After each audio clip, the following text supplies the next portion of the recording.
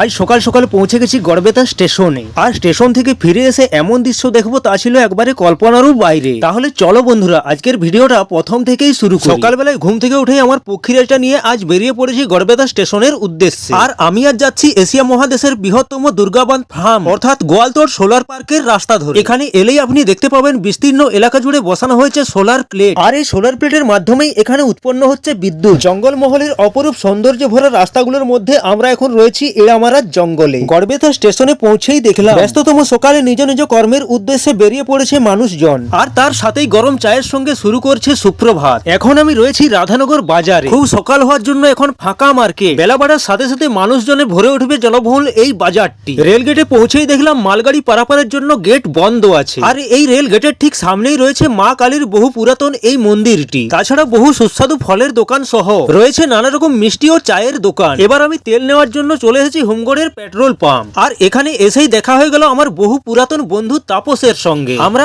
একটা সময় একসঙ্গে মুম্বাইতে কোম্পানির জব করতাম। হোমগড় বাজারে পৌঁছেই ব্রেকফাস্ট করার জন্য চলে এসেছি বর্ধমান মিষ্টান্ন ভান্ডার এবং হোটেলে। নানা রকম রং বেরঙের মিষ্টিতে সাজানো এই দোকানটি এলাকার খুব জনপ্রিয় দোকান। তার সাথে ব্রেকফাস্টের নানা রকম আইটেমের মধ্যেই রয়েছে আমার প্রিয় ছিঁড়া পরোটা।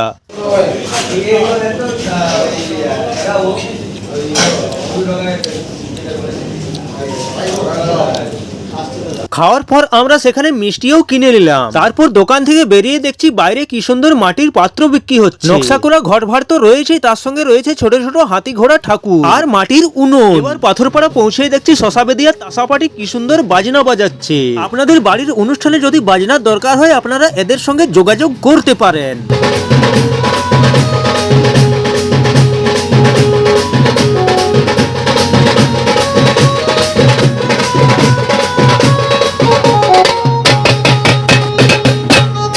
তো বন্ধুরা আজকের ভিডিওটা এই পর্যন্তই। দেখা হবে পরের ভিডিওতে। আমার ভিডিও ভালো লাগলে ফলো করে আমার পাশে থেকো এবং শেয়ার করে অন্যকে দেখার সুযোগ করে দাও। আজকের মতো টাটা।